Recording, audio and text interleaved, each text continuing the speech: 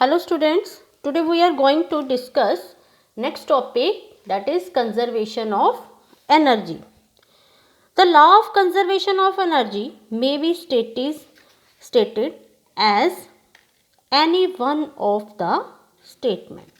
Statement 1 is the energy can neither be created nor destroyed but can transform from one form to another. Statement second, whenever one form of energy disappears, an equivalent amount of energy in another form appears. Statement 3, energy can be transformed from one form to another, but the total amount of all energies will remain the same. Is the energy of freely falling body conserved? Now, let's prove conservation of energy of freely falling body. Suppose this is a ball. This is a free falling body. These are the positions at point A, at point B, at point C. Let's consider object that is like a ball. It is at position A, and when you will release it, it will come to point B. After that, it will come to point C, that is a ground level. At point A, we know body is at rest. So, its initial velocity we can say it is 0, and it means its kinetic energy is 0. We know what is the formula of kinetic energy, half mv square, and when we will put the value of v here 0, then it will become 0, means at position A kinetic energy is 0, okay, and potential energy is at A is the mgh. H is the height of the object from the ground level. G is the force of gravity and m is the mass of the object.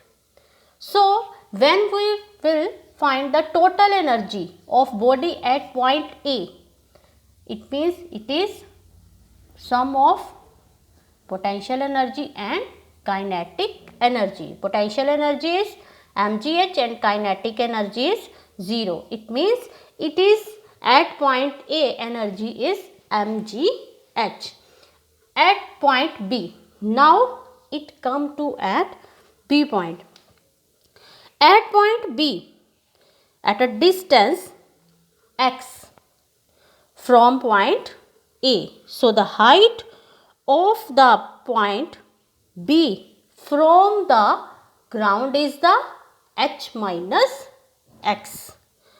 Then potential energy of the body at B is the mgh minus x, and it will become mgh minus mgx. From third equation of motion, we can find the value of v square to find the kinetic energy. From this, we will find v in equation of motion, v square minus u square equal to 2as, but here it is under the gravity of the earth. So, we will use here acceleration due to gravity, small g here, and x is the displacement of the object from point A to B. So, it means v square equal to 2gx. U square is a 0, means u is a initial velocity is a 0 and v square equal to 2gx. And kinetic energy, put the value of the v square half m 2gx, and we will cut to say 2 and we will get mgx. When we will find the total energy at point B, means potential energy, it is mgh and mgx. And so kinetic energy value is the mgx. Okay, and we will get mgh. It means total energy at point B is also mgh, and energy is at point C. It is object is at the ground level and height is 0. It means potential energy is 0 here. Now we will find the value of v square. V square minus u square equal to 2gs, but here h is the height and we will put here h. And u square, u is initial velocity is the 0. So we will get v square equal to 2gh. Kinetic energy, put the value of v square. For kinetic energy, half m v square value is the 2gh. Cut the 2 and we will get mgh. So total energy at point C, put the value here. Potential energy 0 and kinetic energy is the mgh. Again we will get mgh. Thus the total energy of the body at 3 different points along the direction of motion is the same, means mgh at every point. Therefore we can say energy is conserved in every case.